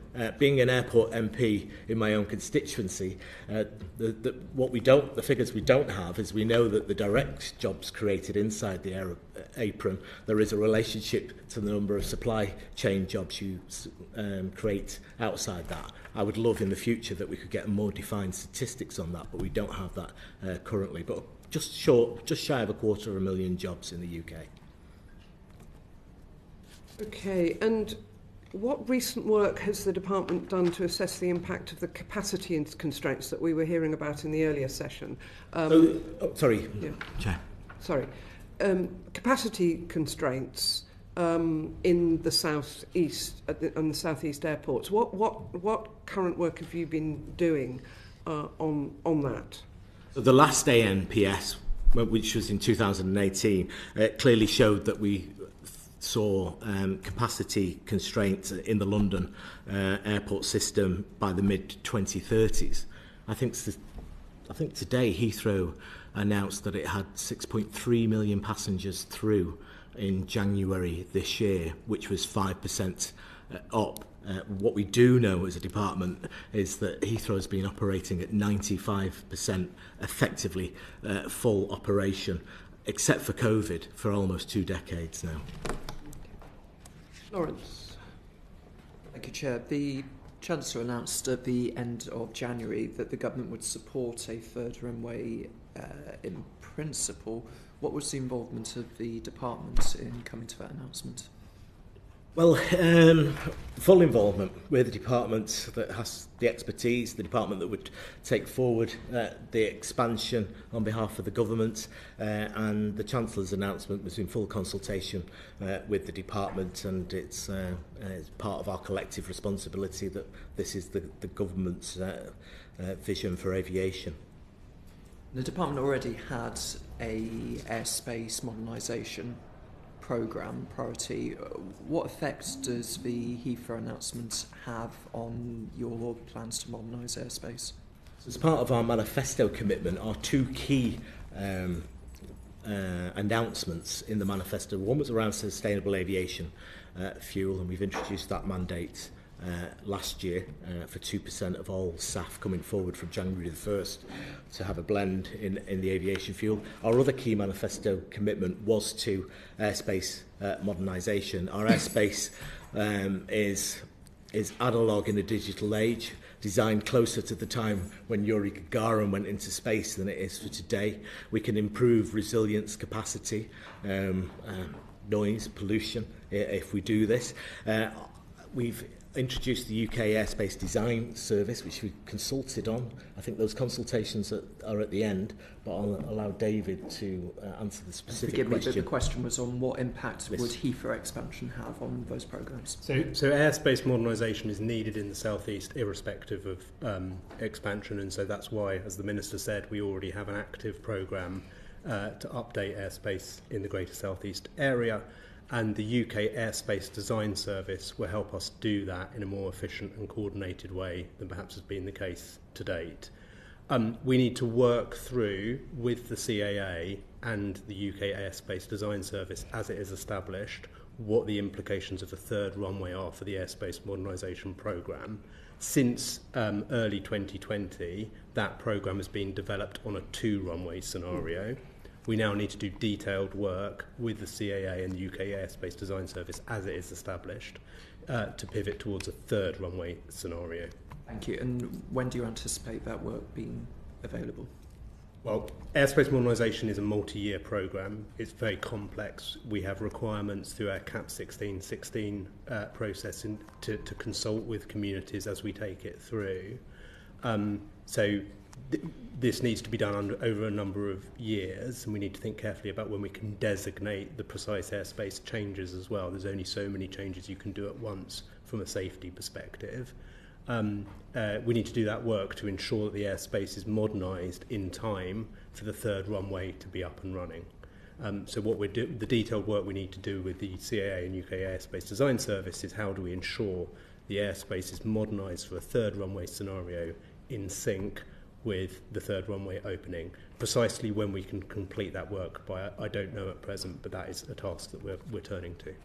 All right, and I think the committee might be interested in what effect the announcement will have on the overall timeline compared to before the announcement for that work being completed, but perhaps that's something we can return to at a different point. In 2018, the government of the day said that it would require Heathrow Airport to protect domestic flights into the airport, including through the public service obligation. Is that still government policy? So I just wanted to add to the last piece. While airspace modernisation will give us the biggest bang for our buck in the South East, that doesn't stop us progressing Scottish airspace modernisation, the Manchester airspace and the South West airspace, and we've already just made some changes to the Manchester airspace as well. In terms of regional airports, we're not reviewing slot policy at the moment, but what the AMPS did last time was to clearly, and what government's intention is that we would want to see that slots to regional airports and to our nations would be baked in to any expansion, because we know that would increase the passenger experience, allow more people to hub out of the UK, and also increase productivity and growth at those airports as well. Will you be updating the airport's national policy statement to that effect? That's what I was saying just slightly earlier. Once we receive the proposal from Heathrow, which we expect to do this summer, that's when we'll begin that work about how it is already existing government policy from 2018, 2 governments ago, but we would want to see that baked in the future. All right, thank you, Chair. And just one final question, which is, what is the earliest date that you think the first flights from a third runway could take off? Well, I don't think I have the information to hand to answer that question. But if we have the Heathrow proposal for this summer, then we review the Airport National Policy Statement. The scope of that will be defined by the Secretary of State. Everybody says spades in the ground, but we expect to see spades in the ground very shortly now over Terminal 2 and Terminal 5 after today's announcement. And also it's being done at Scunthorpe because it's around industrial policy as well and improving the viability of the British steel industry. So we will see economic benefit almost immediately. Sorry,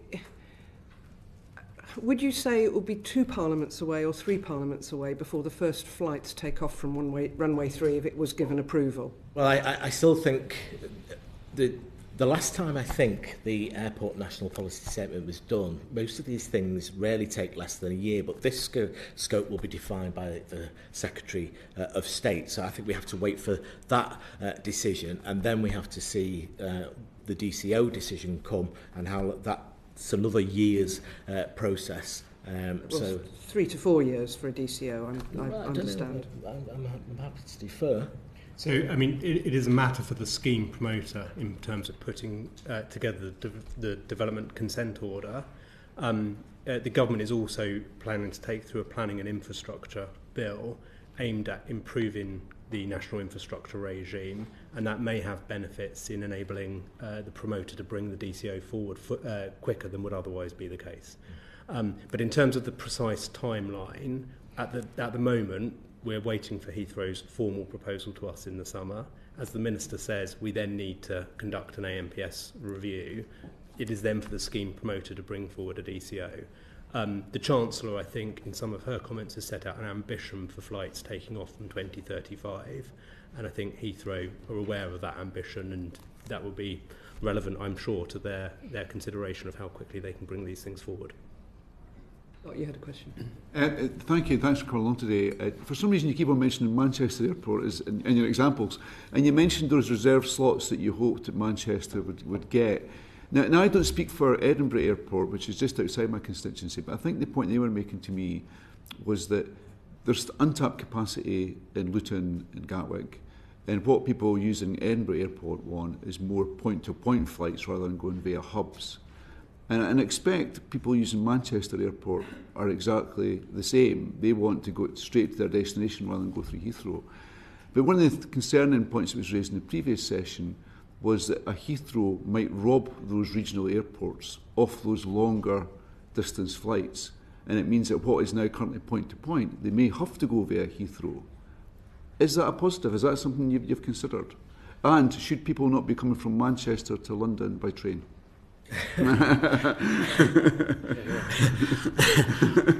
Or even Edinburgh.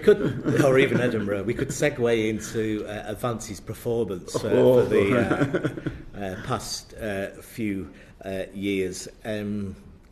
It's interesting for me, Chair, as a young Manchester councillor and a campaigner, we're the only city that has built an international runway in the past 80 years, despite what others may say, which means our capacity to go to 55 million, and we currently have 200 point-to-point destination flights.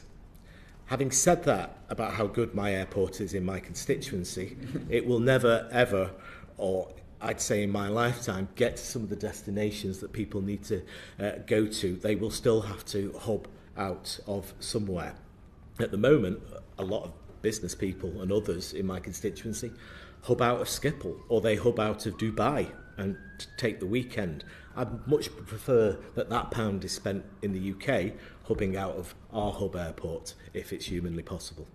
What is that pound if they go via Heathrow rather than Schiphol? Is that the cup of coffee they buy in the Cafe Nero or whatever in this new Heathrow airport. £10 sandwich.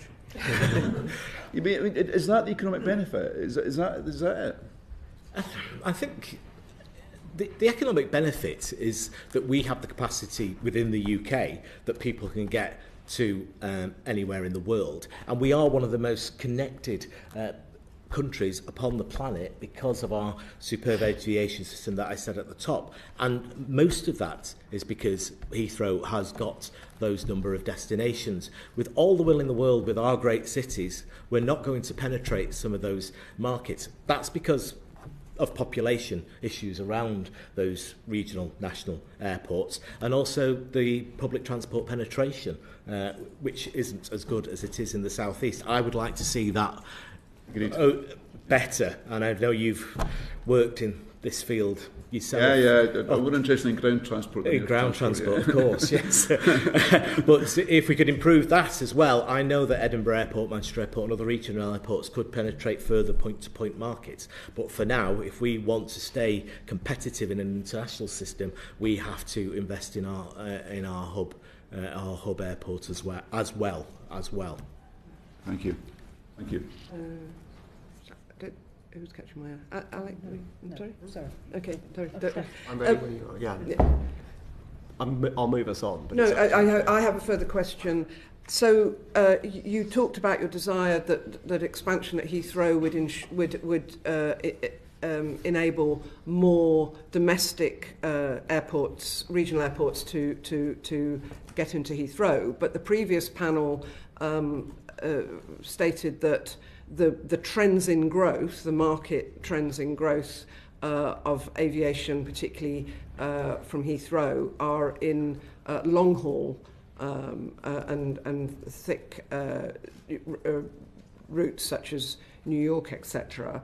And also there's the cost of landing at Heathrow, particularly if the landing charges have to cover the expansion costs. So how would you, as a government, guarantee the future connectivity of our regional airports into Heathrow if that is government policy? Okay, well, in terms of landing charges at Heathrow, that will be a matter between airlines, Heathrow and the Civil Aviation Authority, which is obviously an arm's length authority from our department, and they will adjudicate that. In terms of the APNS, as I said, the one in 2018 was very keen that there would be protection for regional slots into Heathrow to prove it. You know, as I've said, it improves connectivity, allows people to connect to places where they couldn't connect from their point-to-point airports, and we know where we have airports, we have huge regional growth and economic activity. So we would, after a scheme promoter brings a plan forward this summer as part of the new statement, we would want to see that continue, that we protect regional slots into Heathrow, because some of them are just not good enough at the moment. You know, we had an urgent question, Chair, a few weeks ago about the Northern Ireland connections. You know, we want to be a clean energy superpower. If we're not connecting into Aberdeen in the northeast or Newcastle as well, which some of the connections are not good enough either, I want to see them improve over time. Okay, and if the government does approve expansion at Heathrow, will it insist on long overdue additional rail access, surface access other than vehicular at an expanded Heathrow? Indeed. So I think there are. It depends what scheme comes forward. I think it's key to it. Well, I think we're assuming, as of today's Heathrow announcement, we're talking about a third runway, which will mean an additional terminal. That's right, but we don't. We significant expansion. A significant expansion. So will the government insist on increased surface access, new routes such as the Western Rail Link, Southern Rail Link, etc.? So in terms of the Southern Rail Link and the Western Rail Link, we would expect that any promoter bringing that forward will have to take that into consideration. That was in our last AMPS, it will be in the next AMPS, and we expect that the promoter would fund, if that's what the scheme requires. We don't know that, I have to stress that. We haven't seen the scheme that they will bring forward. If that's what's required, we'd expect the promoter to be able to fund those schemes. And in order that the benefits of Heathrow expansion can be properly felt outside of London and the South East, will you be considering adequate and better surface links to other parts of the UK? I think what we saw today was that some of the evidence that you've probably received is that this could create 100,000 jobs, improve GDP by 0.3%, and that 60%, some analysis shows that the benefit to expanding Heathrow, 60% of that would be outside the South East as well. As part of how we improve transport links nationally, this government's moving at pace in terms of its bus services, its rail services, and I think we'll probably could be part of our APS if about access to the South East. Well, as you know, the road connections around Heathrow are already heavily congested, so that was the point of my question. Okay, Steph. Thank you. Minister, I'm glad you brought up those economic statistics, because that's very much the focus of today's sort of rather sudden inquiry into these announcements. What do you say to the argument that this isn't really about considered economic growth? It's just a nice big construction project that's easy to get funded, and that surely if the government wanted to support economic growth, it would look at the regional capacity in those areas where the big opportunities for industrial development exist in the future. And regional capacity of airports? Yeah. So I think that's a really legitimate question. If I pivot back to me being involved in opening the second runway at Manchester in 2001, which was the design concept was around about 96. It took about 4 to 5 years to get that from design and concept and up and running. We've seen, 2 million square feet of high advanced manufacturing currently going in at Manchester Airport. We've seen the relocation, we've seen Amazon Fulfilment Centre, we've seen the Hutt Group invest, DHL, the logistics. We know where we have regional airports, you get regional economic growth, and I think that's key. And also in terms of passenger numbers, most airports in the UK, I'll say, had their best year last year. As I just suggested, that Heathrow had its best month ever in January, best January ever. So we know that they're going up. Currently, John Lennon is serving 7 to 8 million people a year. Manchester's going to announce 31 million, rising to probably about 40 in the next 7 to 8 years. So we're seeing growth everywhere, and I think that's good for our regions. So if I could just come back to the question about maybe it's chicken and egg like the chair referred to earlier, but if we were strategically interested in airport expansion for the purposes of economic growth, surely we wouldn't just start with the assumption that because Heathrow's got the greatest restrictions on demand, that we should expand that before we even come to looking at the plans again. If wishing made it so, but this is an industry that exists mainly in the private sector. And most people actually want to hub in and out of Heathrow. There's no doubt about that. Also, most of our air freight comes in through Heathrow as well. Other places do really well in Scotland, East Midlands and places like that, but the vast majority of that, and the capacity constraint on our cargo is huge as well. So we have to do all those things. We have to see, we can't direct planes where to go.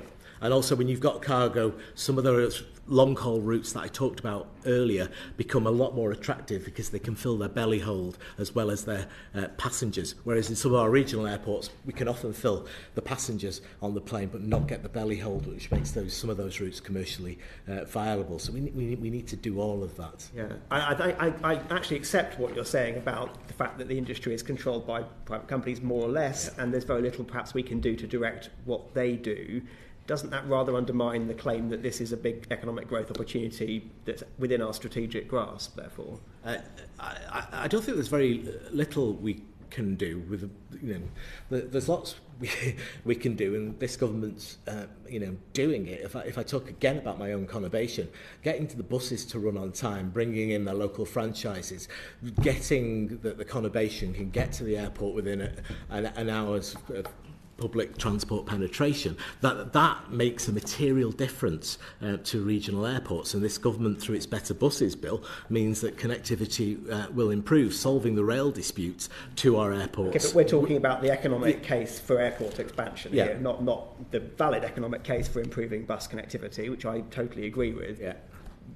Are you saying there is a lot we can do strategically with policy to grow the economy through airport expansion, or are you saying actually we've just got to service and enable the private sector capacity demands? Well, we need private sector investment to do this. What I'm saying about an expansion, when proposals come through for Heathrow, is that better connectivity to Heathrow, to the regions, will automatically, I believe, improve economic activity at those airports. Yeah, but are you going to fix that? Because if left to the market, as we learnt in the earlier session, regional airports lose out. So the APA, I was saying, the powers, the ability to act through the ANPS, through that statement, that will be us looking at that and about how that connectivity is baked in to the rest of the country if a proposal comes forward for Heathrow to expand. But what mechanism will you use to fix the proportionality of Heathrow, the expanded Heathrow, the flights there? How will you fix the proportionality to ensure the regions retain their access? Can you do it all through public service obligations, or how? Well, the scope of the APNS will be determined by the Secretary of State, and so I can't fully answer that question. But from the last one, and I can guarantee you the next one, we will look at this and about how to do it better. In terms of the public service obligation, I think there are only 3 at the moment. I think there's like Newquay to Gatwick, there is Derry City to Heathrow, and Dundee? To Heathrow. To Heathrow as well. The only 3 PSOs. And at the moment, we haven't got any thoughts of changing those at the moment. Did you want to come in at that point, David? What mechanisms might be available? As the Minister said, the previous ANPS set a very clear expectation that additional domestic routes would be provided through Heathrow expansion. We need to look at that again in scoping the next ANPS. But I think the Minister wants to ensure that there is, that it delivers on domestic connectivity. So we need to work that through as part of the ANPS. Okay. There are other tools in the kit. We have a making best use policy, which enables and supports regional airports in making the best use of their existing assets. That making best use policy is in part based on our understanding of the capacity constraints in regional airports at the moment. They are not full up, and therefore making best use of their existing assets feels like the right planning policy in order for them to make the most of what they have. You mentioned public service obligations as well. The Minister referred to 3 of those public service obligations, but we remain open to looking at PSOs for routes that are at risk and in particularly unconnected places. So there are a range of tools we can look at in order to support regional airports at the same time as expanding Heathrow. Thank you. Alex. Thank you. So the Chancellor said that Heathrow expansion will deliver economic benefits across the country, meeting one of the government's 4 tests. But frontier economics analysis shows that the growth will be strongly weighted towards London and the South East. Have you quantified the benefits that will be delivered for regions other than London and the South East? Well, I've read the frontier economics. I mean, that is a report sponsored by Heathrow, but they clearly said that, I think I mentioned about a 0.43 rise in GDP. That would be good for the country, and that 60% of that benefit would be outside the South East. But the only quantification, I want to speak to the government's departments of the statistics I gave you earlier around the Office of National Statistics, that in 2023 it was 20 billion that aviation was, and in 2022 it's 240,000 jobs. We expect those 2 figures, when we next come to review them as a department from the ONS, to have to have improved substantially because of just the passenger growth we've seen in the last 12 months, but exponentially if we get construction projects around Terminal 2, Terminal 5 and the potential runway 3. And don't forget all the other investment that's going on, £1 billion transformation plan of Terminal 2 at Manchester and a huge terminal improvement plan at Birmingham as well currently going on. There's lots of investment going on in many places in terms of aviation across the country. And this growth, where's it predominantly coming from? Is it business passengers? Is it leisure passengers? Is it freight? It's everything. So, would you like to rank them? Would I like to rank them? We're just full. We're full. Heathrow is full. It's 95% plus at the moment, and that can be damaging. That means we begin to leak people to hub elsewhere, taking the pound out of the UK. It means we can't get our goods and freight in because it's also the biggest airport as well. We're full and we need the capacity, and I think that would an improved Heathrow, also baking in those regional connectivities, would improve jobs and services right across the realm. Because one of our witnesses on the previous panel did tell us that business use of air travel hasn't really seen any net growth since 2006. So do you really believe that there is this untapped demand out there, or would not the market have kind of corrected and taken away some of those leisure flights? Well, even if there wasn't business growth, there's leisure growth. Even if there wasn't leisure growth, there's more demand for freight growth. I met recently with most of the major airline freight providers in the UK, and they all had the same issues about getting slots at Heathrow, and the pressures that would come in the future around what time these people could fly or come in, what type of aircraft they use, will get worse unless we actually improve capacity in the South East, but particularly at Heathrow. Thank you. And then moving on, the expansion of Heathrow is clearly likely to be very largely funded by the private sector. But what cost do you think there'll be to the public purse? Well, we're going to have to review the AMPS, and that's what civil servants will do. So there is an indicative cost of doing that. But I will go back to the point that we don't know what the proposal is going to be, but they have to meet targets that we provided in the last one. I haven't got them to hand at the moment about how many. It's surface access improvements that solely benefit the airport are typically funded by the airport themselves. So how many people get there by train, what sort of car reduction we want to see is going to have to be met, not from the public purse. Would that include tunnelling the M25 underneath the runway?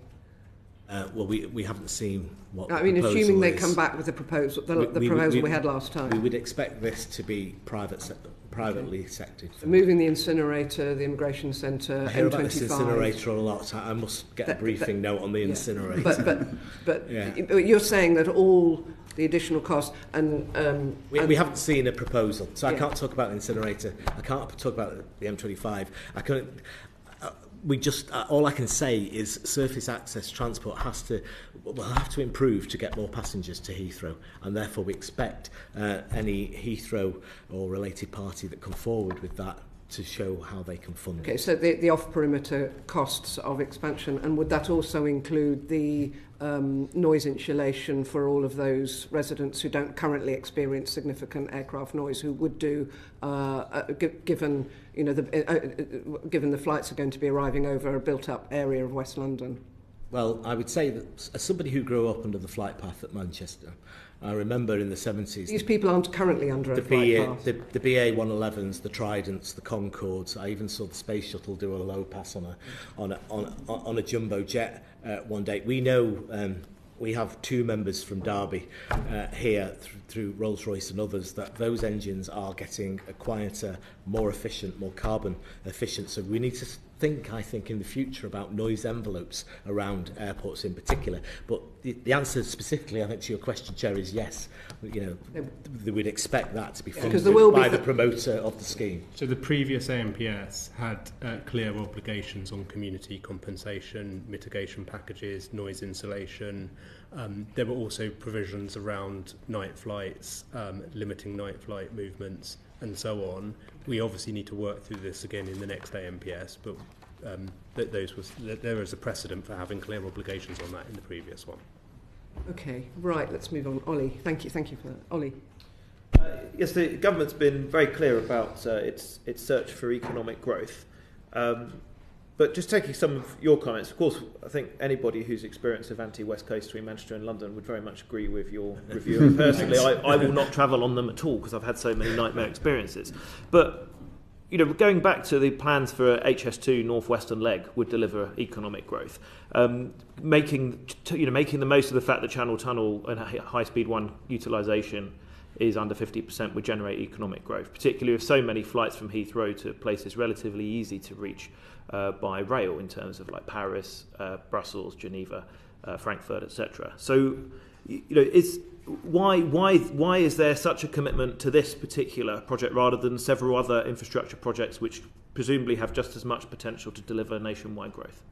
Well, thank you, and I know your previous experience in the rail industry is helpful. For those of us who live in the north, it's not a great connection. Maybe possibly Manchester to London on a good way, but Scotland, the northeast, Wales, some parts of the south as well, those connections are not good enough. And we can't just live in a bubble in the southeast that we have a world-class transport area, transport system in one part of the country, and then expect everybody else to live, by the same standard. You know, for some people, it's going to be easier from Edinburgh and Glasgow or Aberdeen to fly, or Prestwick to fly to Heathrow to hub out of the rest of the world, because if they can get their Avanti to work, we hope the Avanti will work, and the rail minister's working at pace to improve performance there. I know in France, haven't they? They've taken out some domestic routes where they have high-speed TGV lines, but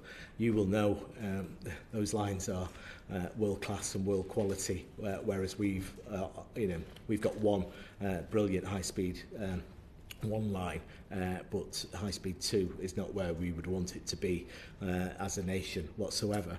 If high-speed 2 actually gets to Birmingham, which we think it will now, by 2030, you suddenly have Birmingham Airport with, I think, around 11 million passengers currently, with huge potential as well, being only about 35-40 minutes from Old Oak Common. So you bring in extra capacity that way. But for the rest of us, that rail connectivity, that local connectivity isn't there.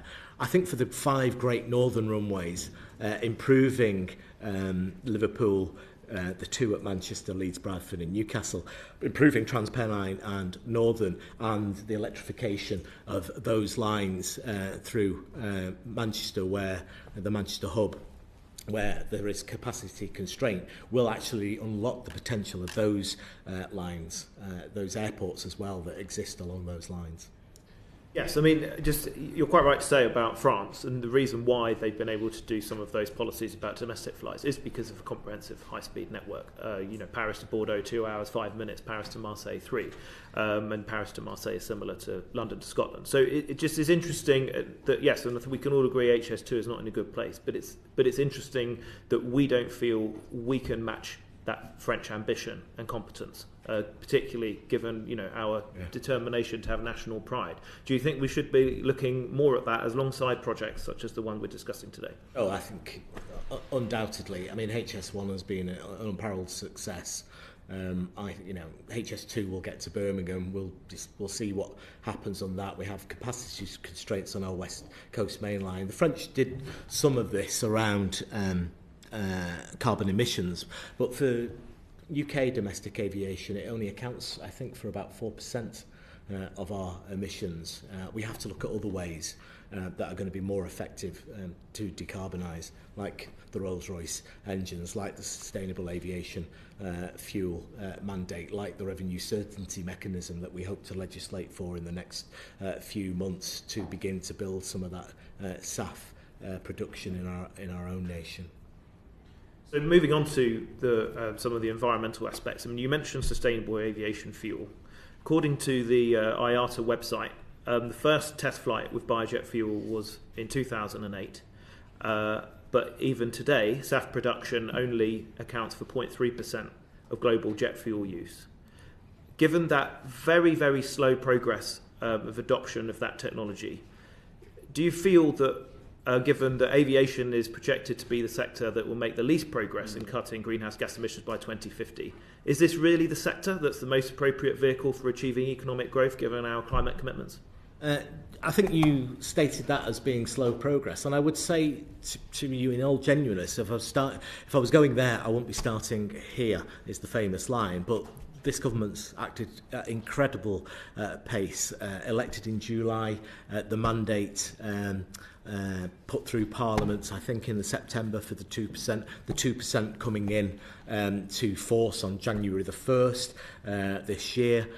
We know that airlines have sourced that fuel. We want to see more of that fuel sourced in the UK in the future, and if when parliamentary time allows in this session us legislating for the revenue certainty mechanism, so we establish a strike price that will give investors more confidence about building those type of facilities here in the UK. We could I could not have acted quicker in this manner to begin the decarbonisation of aviation, in addition to establishing the UK Airspace Design Service, which we've just finished consultation on and will get up and running, which we had questions on earlier. Okay, thank you. Catherine. Just in follow-up, the Secretary of State for Energy and Climate Change has stated that any aviation expansion has to take place within carbon budgets and within environmental limits. And you have already talked about the fantastic work that Rolls-Royce is doing in pushing decarbonisation. But what else can we do to actually achieve that? Can it be achieved? Well, I think I said that we've got to 2% here of the mandate this year, which the new government has legislated for.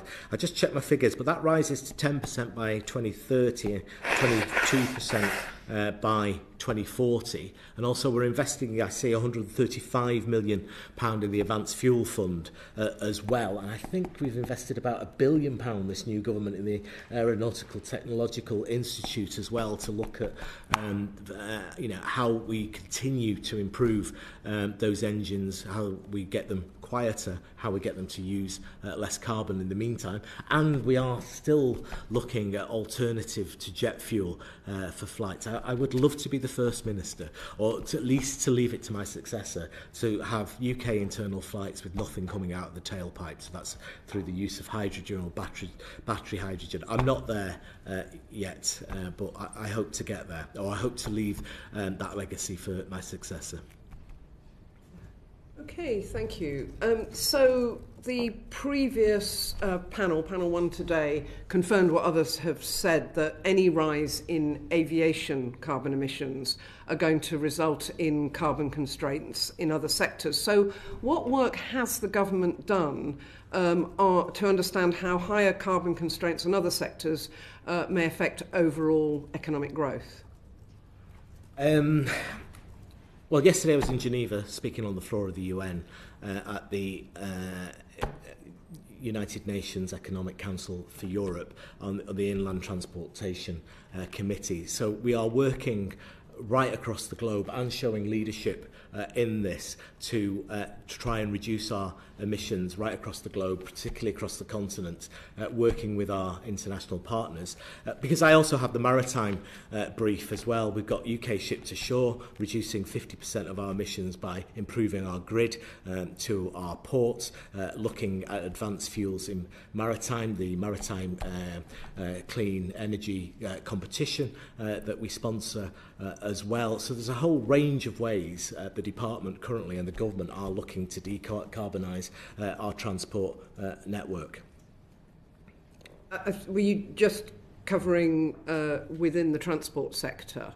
Well, indeed, and also because of maritime, we have the International Maritime Organisation right here in the UK. In addition to our work on seafarers' rights that we've already introduced, we are pushing for higher environmental standards in the maritime sector right across the planet at this year's Council about taking out more greenhouse gases as well. So in order for the UK to abide by its legally binding carbon commitments, it's going to have to reduce its overall carbon emissions and that means not just within transport sectors, but transport is going to have to work in conjunction with, say, the carbon needs for steel and other sectors. So what work has the government done on that? What work has the DfT done with other government departments? So since entering Parliament 11 years ago this week, I've been involved with sustainable aviation. And they have developed a clear pathway of what needs to happen within aviation to reduce our emissions. Currently, Chair, there is no way to completely reduce carbon emissions without some form of carbon capture technology as part of that pathway, and that's why government, I think, invested 22 billion. There was an announcement by the Prime Minister over on Merseyside a few months ago, investing in Stanlow and Merseyside and in the Tees Valley as well around carbon capture and technology. So part of the pathway will be through that as well. And with aviation expansion, what analysis has the DfT done on the non-carbon greenhouse gas implications of aviation and aviation expansion? So we currently have a study on what comes out of the tailpipe in terms of the other gases and the impact that that has on climate change. And we work with Sustainable Aviation about looking at that pathway to decarbonise, to make it net zero by, I think the target date is 2050. 2050. And when will that report be released? That's out in the public realm now. That piece of work's with Sustainable Aviation is in the public realm right now. It's already up. Yeah, you clearly see the graph through airspace modernisation, hydrogen, battery, improve technology, airspace modernisation, the pathway. But you cannot get down to a zero pathway to decarbonise aviation. Carbon capture and technology has to be part of it.